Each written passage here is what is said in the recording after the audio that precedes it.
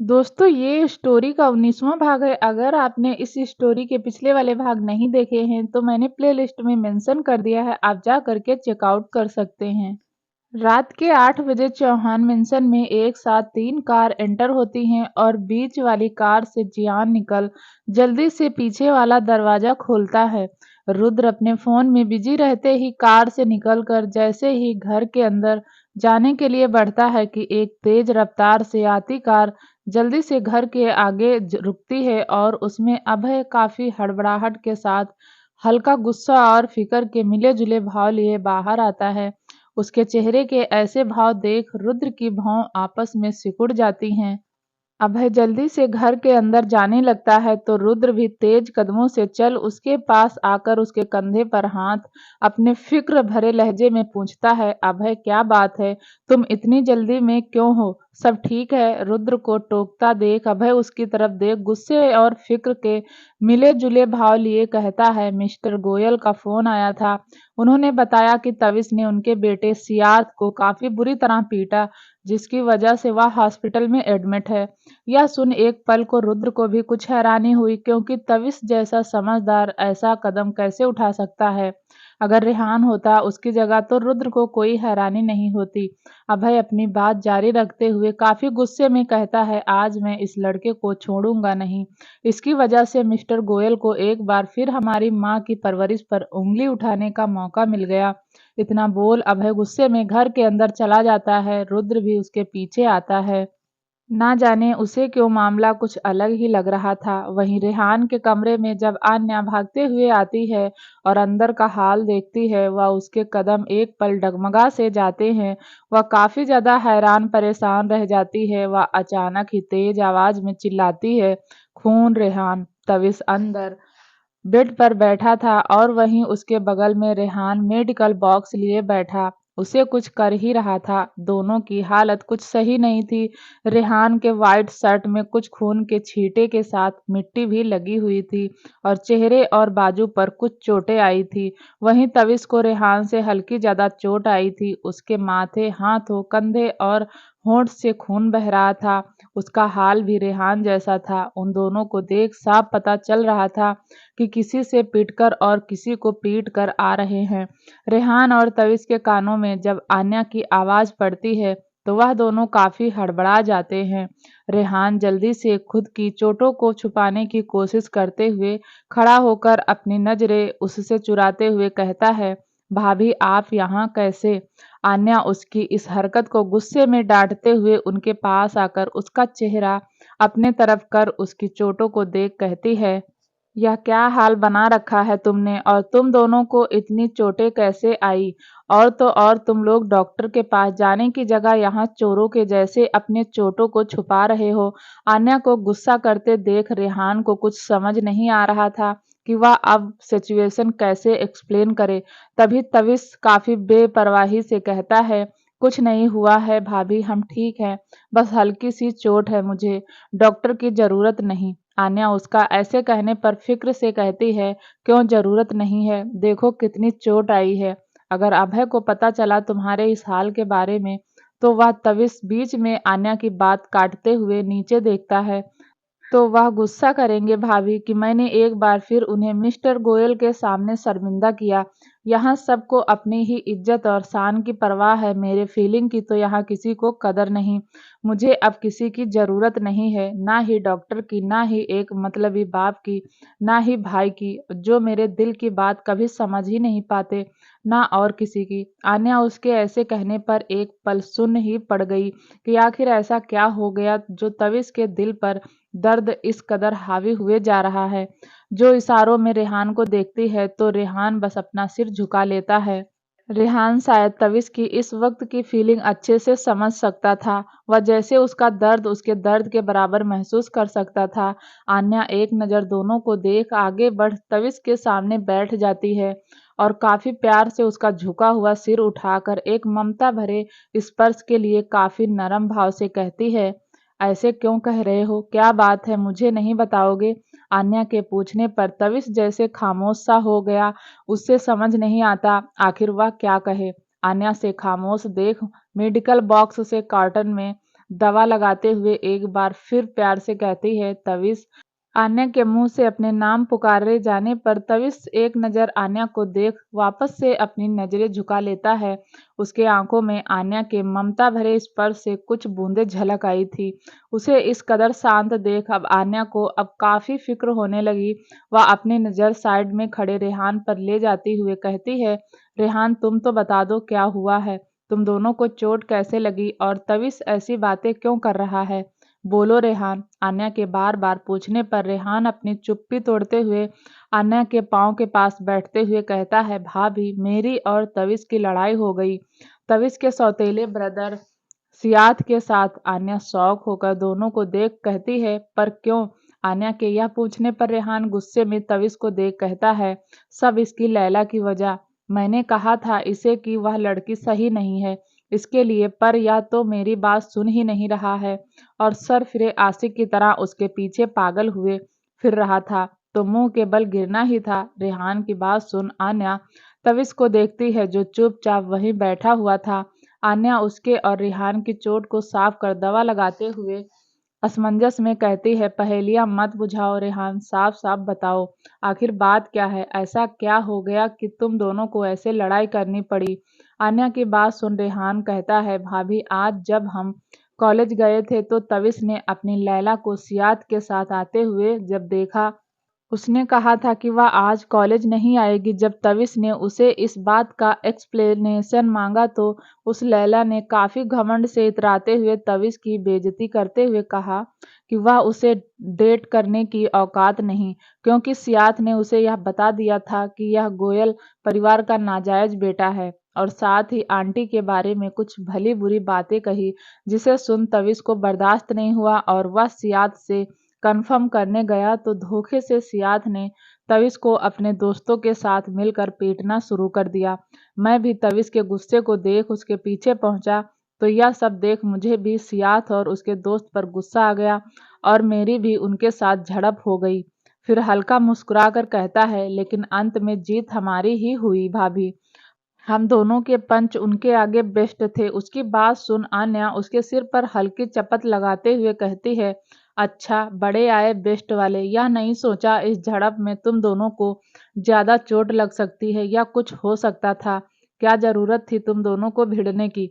उसकी बात सुन तविश जो शांत था वह तपाक से कहता है, जरूरत थी भाभी, वह हर बार मेरी चीज मुझसे छीन कर मुझे नीचा दिखाता रहा है और मैं चुप रहा हूँ। पहले उसकी मॉम ने हमारे माँ की जगह ली, फिर हमारे डैड को हमसे अलग कर दिया, फिर भाई को इतना मजबूर कर दिया कि वह अपना वास्ता उस परिवार से तोड़ दे, फिर दुनिया वालों की नज़र में हर वक्त हमें ही दोषी ठहराते हुए वह हर चीज़ हमसे छीन ले जिस पर हमारा हक था।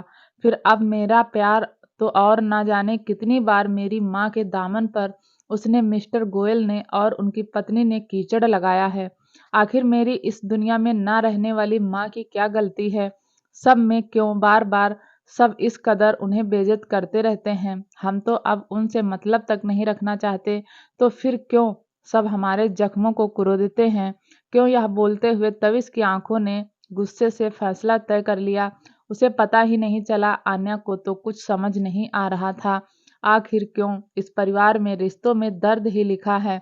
वह ऐसे बिखरते रिश्ते नहीं देख पा रही थी। वह जल्दी से तविश की आंखों के आंसू पोंछ कर प्यार से कहती है, तविश मेरी बात सुनो, जरूरी नहीं कि सामने वाला जैसा चाहे हम वैसा करें।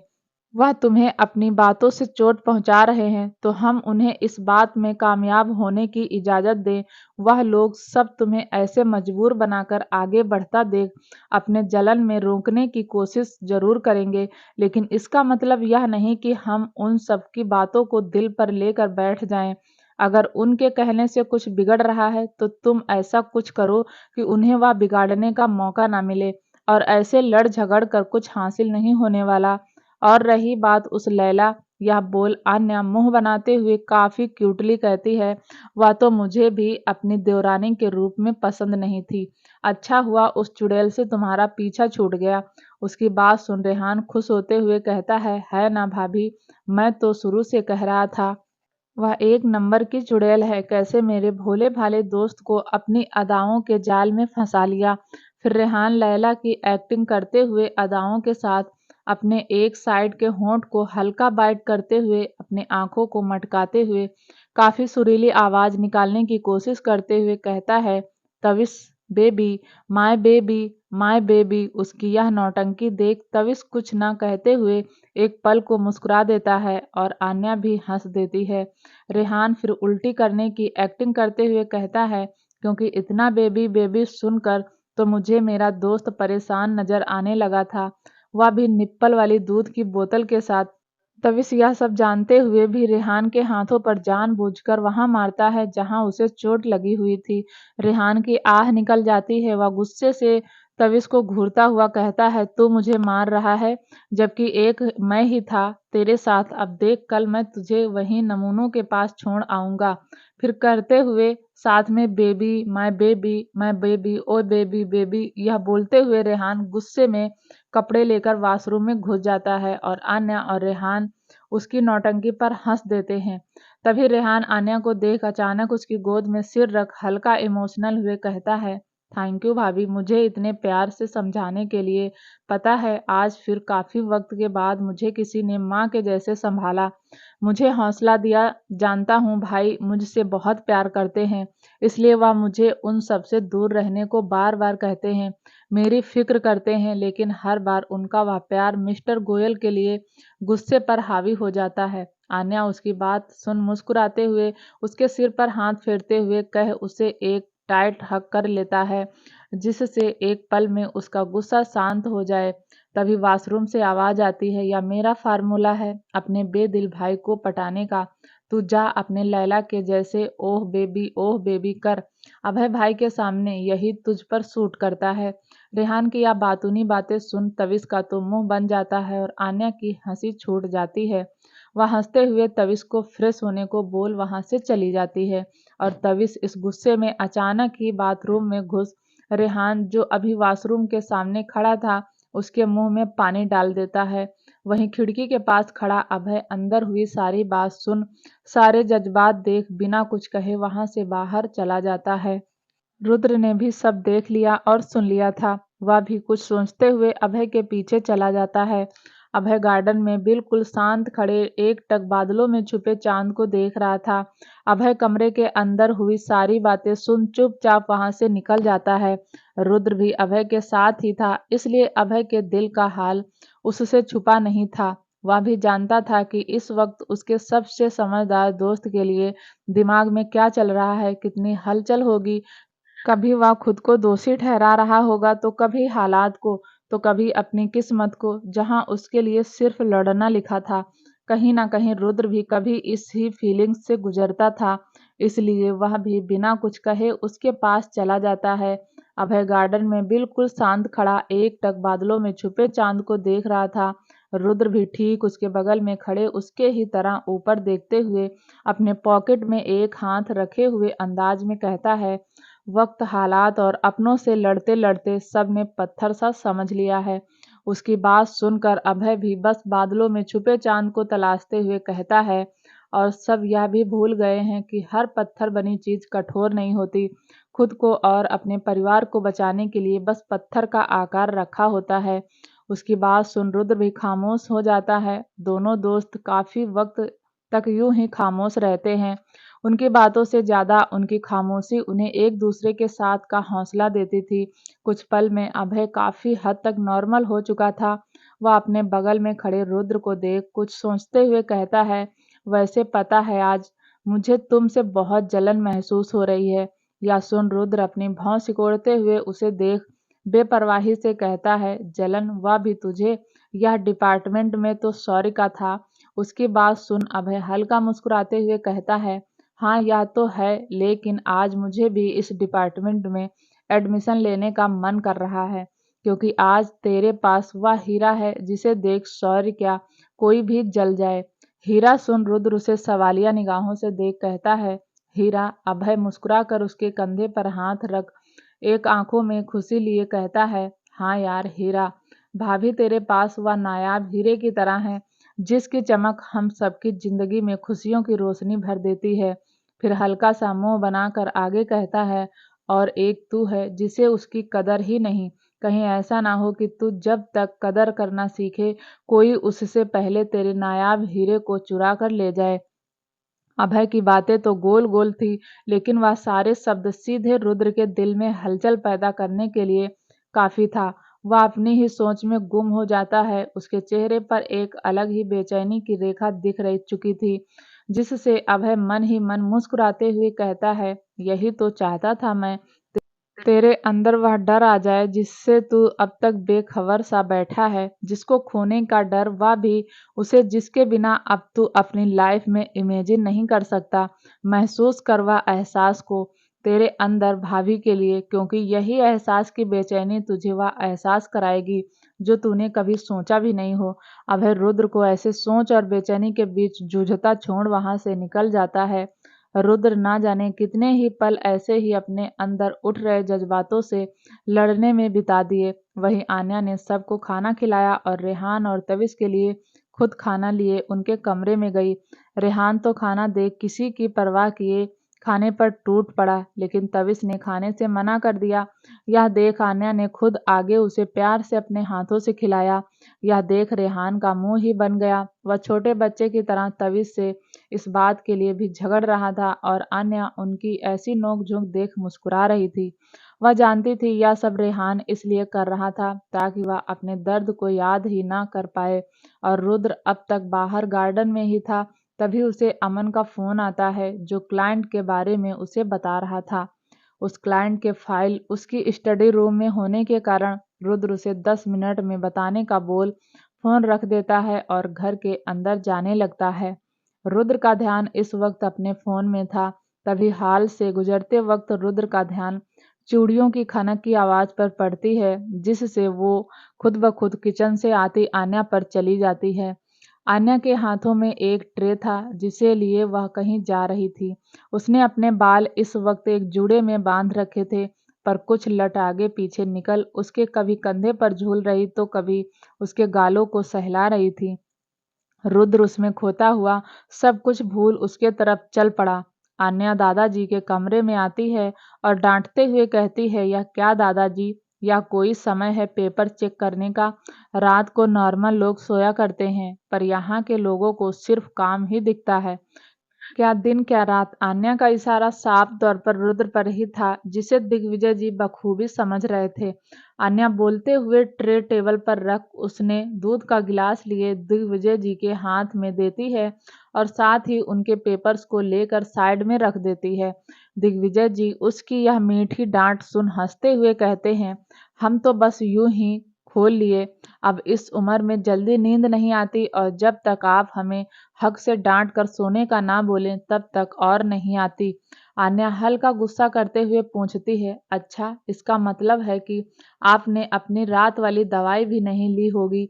दिग्विजय जी उसकी बात सुन अपनी नजरें चुराते हुए कहते हैं, हम तो बस खाने ही वाले थे। आन्या उनकी बात सुन एक नजर उन्हें अपनी भौं चढ़ाते हुए देखती है, फिर अलमीरा से उनकी दवा लिए उन्हें देते हुए कहती है, वह तो मुझे पता है आप दिन ब दिन अपनी सेहत के लिए लापरवाह होते जा रहे हैं।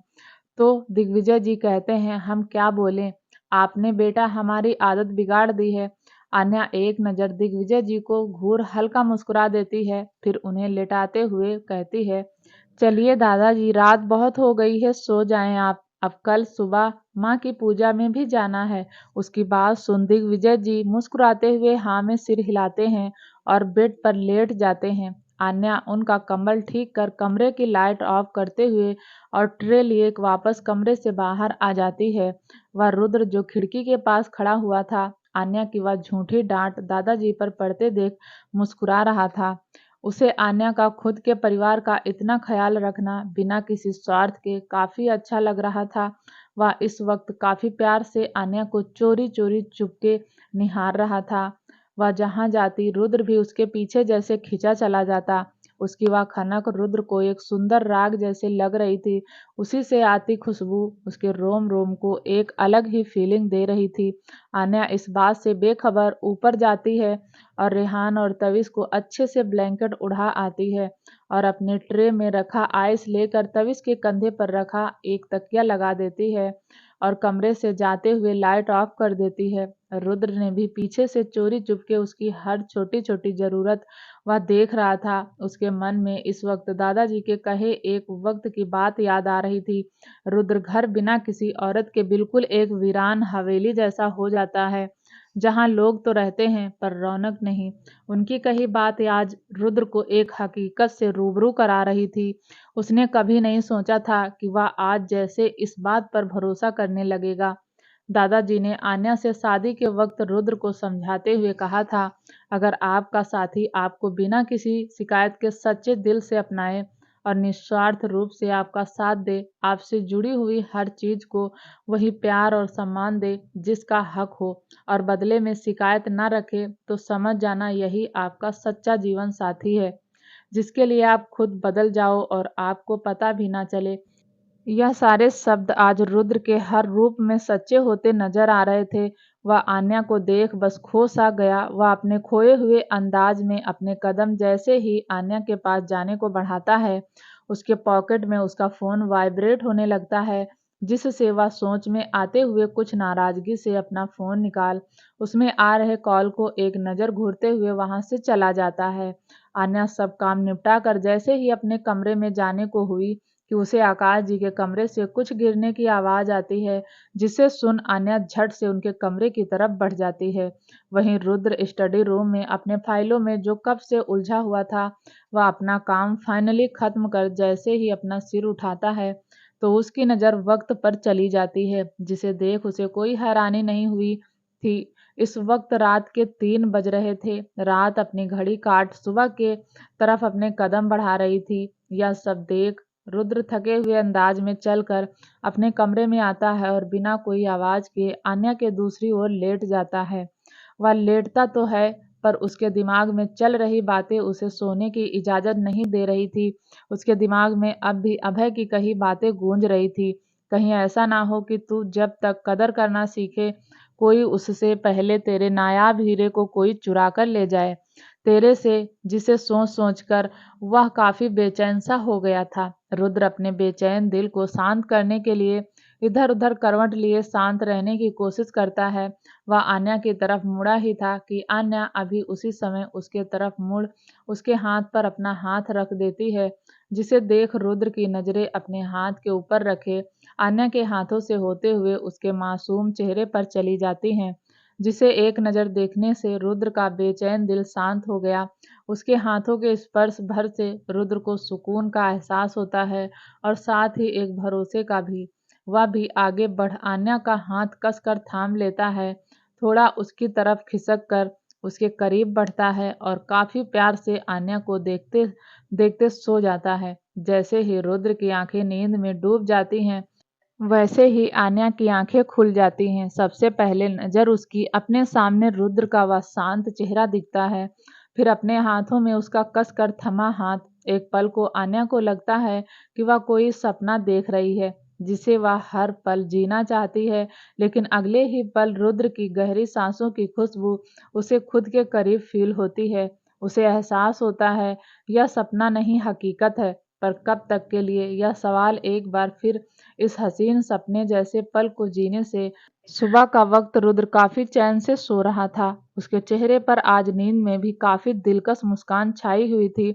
नींद में किसी के पास सोने की आवाज से रुद्र अचानक ही अपनी आंखें खोल देता है और सामने देख काफी कठोर आवाज में कहता है, रेहान, यहाँ तुम क्या कर रहे हो? रेहान रुद्र की अचानक आवाज सुन डर और हड़बड़ाहट में पीछे हटते हुए जोर की सांस भरते हुए कहता है, क्या भाई, ऐसे कोई अचानक जागता है? आपने तो मुझे डरा ही दिया। रुद्र उठकर बेड पर बैठे हुए रेहान को काफी अजीब नजरों से घूर कर कहता है, यह सेम सवाल मुझे तुमसे पूछना चाहिए, तुम क्या कर रहे थे अभी? रेहान रुद्र की बात सुन काफी एक्साइटेड होते हुए कहता है, भाई आपको पता है आज मैंने दुनिया के 8वें अजूबे की खोज की है। उसकी ऐसी फालतू बात सुन रुद्र उसे इग्नोर करते हुए बेड से खड़ा होते हुए कहता है, ओके। रुद्र का ऐसा ही कार्यक्रम देख रेहान बेड पर से जल्दी नीचे उतरकर रुद्र का रास्ता रोक बच्चों जैसे कहता है, क्या ठीक है भाई, आपको नहीं जानना ऐसी क्या चीज है। रुद्र उसे बिना इंटरेस्ट के देख रहा था, लेकिन रेहान ने उसके सारे भाव को इग्नोर कर काफी एक्साइटेड होते हुए आगे कहता है, अगर नहीं भी जानना है तो भी मैं बता कर रहूंगा। यह बोल रेहान थोड़ा रुद्र के चेहरे के पास झुक अपना हाथ उसके होठों के पास ले जाता है, जिसे देख रुद्र अजीब नजरों से उसे देख खड़े हुए लहजे में कहता है, रेहान यह क्या कर रहे हो, दूर हटो। रेहान अपनी उंगलियों से उसके होठों को नाप एक स्माइल का साइन बनाकर रुद्र को इशारा करते हुए कहता है, यह रुद्र उसकी हरकतों को सवालिया निगाहों से देखता है। रेहान खुशी से उछल रुद्र को दिखाते हुए कहता है, यह देखो भाई, यह है दुनिया का 8वां अजूबा, आपकी स्माइल, जिसे शायद आज तक किसी ने ना देखा हो। आपको पता है, जब मैं कमरे में आया तो मैंने देखा कि आप नींद में भी मुस्कुरा रहे हो। मुझे तो अपनी आंखों को बिल्कुल यकीन नहीं हुआ। मैं जैसे ही आपके स्माइल के करीब पहुंचा, आपने अपनी आंखें खोल दी। रेहान अपनी उंगलियों से स्माइल साइन बनाकर उसे दिखाकर खुशी से कहता है, लेकिन मैंने इसे कैद कर लिया। अब मैं यह बात सबको बताऊंगा। इतना बोल रेहान खुशी से उछलते हुए जाने लगता है।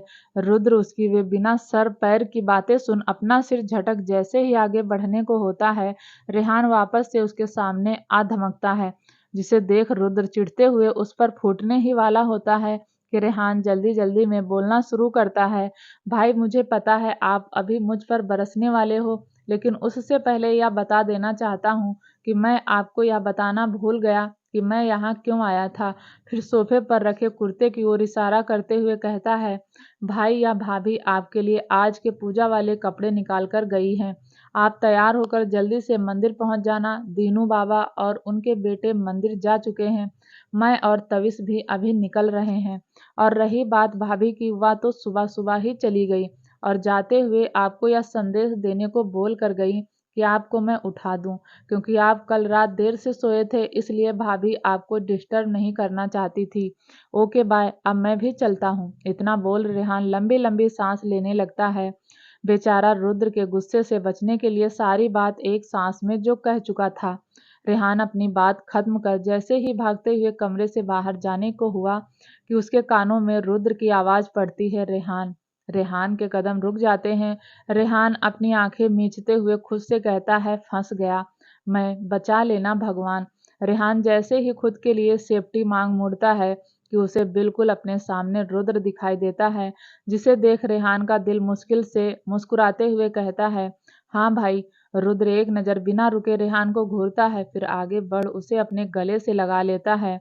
एक पल तो रेहान तंग ही रह जाता है रुद्र के गले लगने से, फिर वह भी रुद्र को कसकर हक कर लेता है।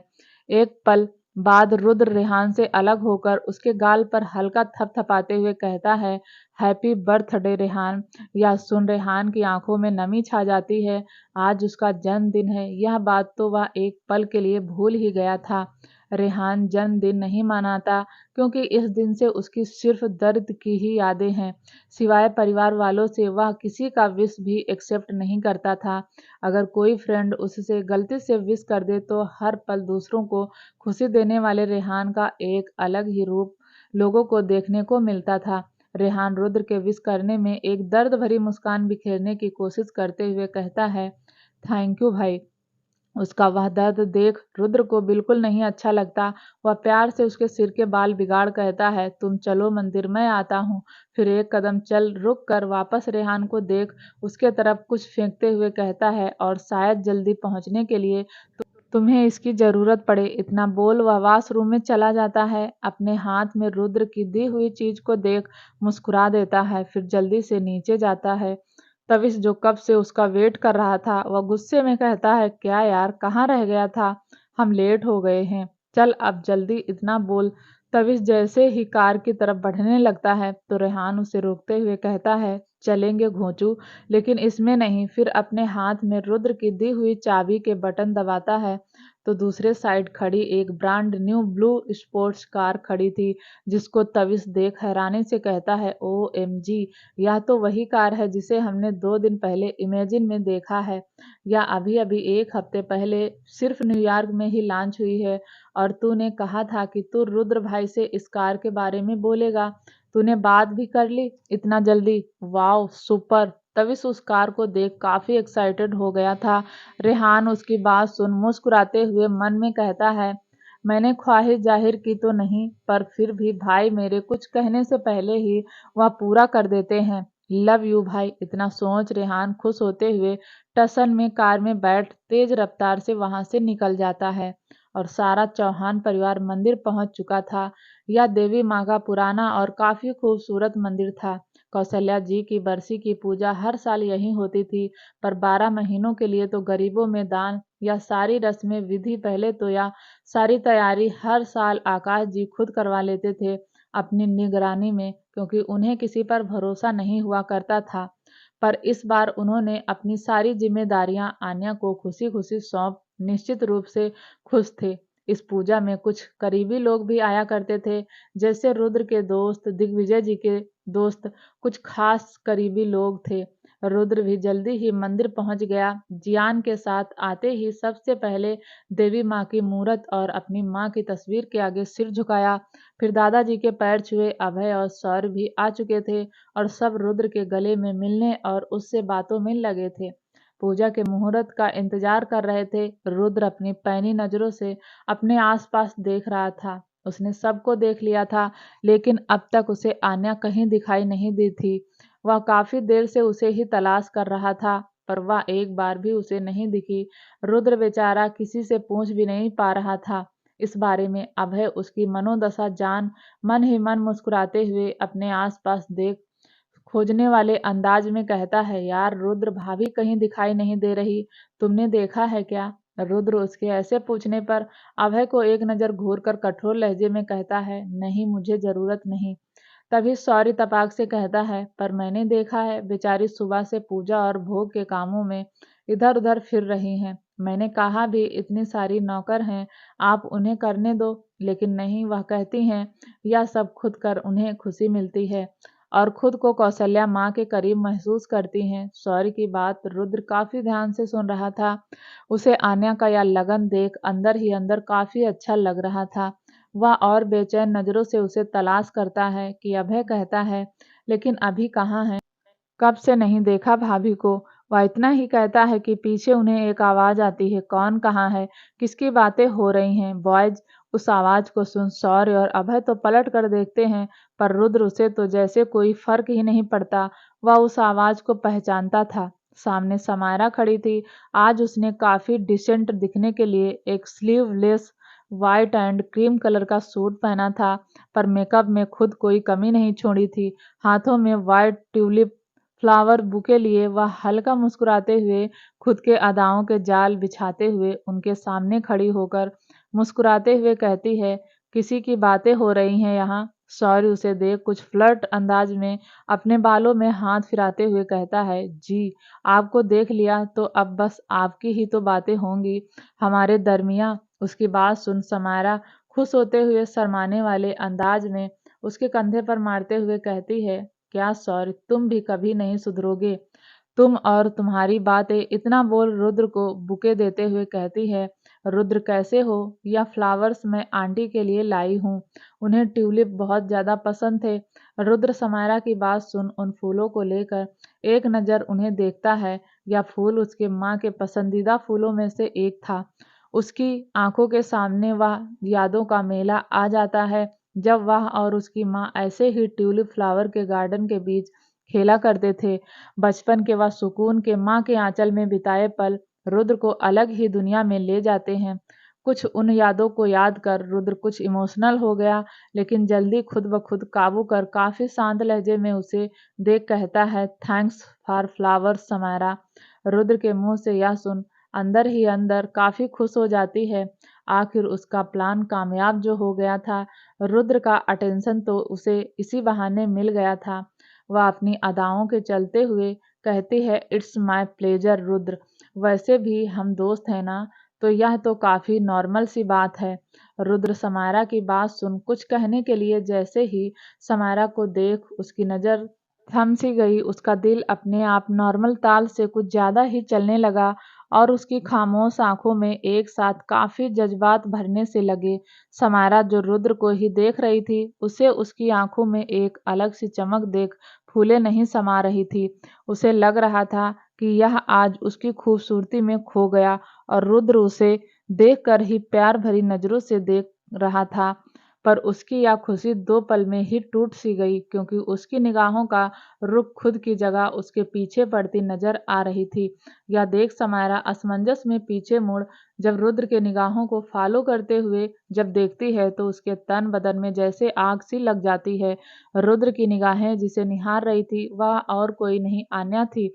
आन्या ने आज क्रीम कलर की साड़ी जिसमें रेड बॉर्डर था वह पहनी थी, साथ ही क्रीम कलर का 3/4 का ब्लाउज, हाथों में लाख की चूड़ी के साथ वही कौशल्या जी के कंगन और कानों में वही लंबे झुमके जो कल आकाश जी ने दिए थे। गले में सिर्फ रुद्र के नाम का मंगलसूत्र और खुले लंबे बालों में रुद्र के नाम का हल्का सिंदूर, माथे पर बिंदी, चेहरे पर बिल्कुल सादगी का निखार, हॉट हल्के गुलाबी। अन्य आज उसकी सादगी में भी चौहान परिवार की बहू होने का रुतबा और उसकी खुद के अंदर की शीतलता साफ साफ झलक रही थी। रुद्र तो बस आज उसमें डूब सा जाना चाहता था। अन्य अपने कामों में काफी व्यस्त थी, पर उसकी भी निगाहें 2 पल के लिए रुद्र पर जैसे ठहर सी गई। रुद्र ने भी आज अन्या का ही रखा क्रीम कलर का कुर्ता और पैजामा पहना था। रुद्र का कुर्ता और अन्या की साड़ी जैसे खुद में मैच कर रही हो। वह था तो काफी हैंडसम, पर आज वह भी सादगी भरे लुक में एक अलग ही पहचान छोड़ रहा था। दोनों की नजर आपस में मिली, दोनों के दिल एक दूसरे की आंखों में डूब एक साथ धड़कते हुए उठ गए, जैसे एक दूसरे से कुछ कह रहे हों। तभी एक स्टाफ के बुलावे पर आन्या का ध्यान टूटा और वह वहां से जल्दी से चली गई और रुद्र के दिल की बात अधूरी सी रह गई। समारा जिसने इन आंखों में खोई दोनों के जज्बात देख जल सी गई थी, उसके टोकने पर भी रुद्र उसे पूरा इग्नोर कर दिया। वह अपने इस नाकामी और गुस्से को लिए वहां से पैर पटकती वहां से निकल गई। पंडित जी के बुलाने पर सब पूजा वाली जगह पर जाने लगे, लेकिन जहां सबके कदम आगे बढ़ रहे थे वहीं किसी के कदम सबके विपरीत पीछे हट रहे थे। वह और कोई नहीं, रेहान था। वह वहां से हट बिल्कुल मंदिर के अंतिम छोर के एक पेड़ के नीचे जाकर अकेला बैठ जाता है और खामोशी से अपने हाथ में पकड़े एक लॉकेट को देखता रहता था। रेहान देख रहा था जो कौशल्या जी का लॉकेट था, जो रेहान के जन्म के बाद उन्होंने अपने अंतिम सांसों में रेहान को दिया था। रेहान रोना तो बहुत चाहता था अपनी माँ के उस दर्द में, लेकिन इतने सालों में वह आंसू बहकर जैसे उसके अंदर अब तक सूख चुके थे। जन्म देते ही उसकी माँ उससे छीन ली गई और पिता ने तो कभी बेटा होने पर उसके माथे पर हाथ नहीं फेरा। रेहान पूजा में नहीं जाता था क्योंकि शुरुआत से उस नफरत के बीच में आकाश जी ने इतना कठोर जहर भर दिया रेहान के प्रति कि उन्होंने रेहान को कभी पूजा में शामिल तक नहीं होने दिया। रेहान इन 25 सालों तक वही मंदिर के कोने में बैठता, अपनी माँ के लिए प्रार्थना करता। रेहान हर साल की भांति वहीं बैठा था और अपनी माँ के उस लॉकेट को देख ही रहा था कि किसी ने उसके कंधों पर हाथ रखा। रेहान उस हाथ के स्पर्श को महसूस कर अपनी खाली पड़ी निगाहें उठाकर जैसे ही सामने देखा, आखिर कौन था जिसने रेहान के कंधे पर हाथ रखा था? क्या आन्या ये पूजा कर पाएगी? जानने के लिए प्लीज चैनल को लाइक शेयर सब्सक्राइब जरूर करें, ताकि जब भी वीडियो डालें आपको नोटिफिकेशन तुरंत मिले। तब तक के लिए नमस्कार, धन्यवाद।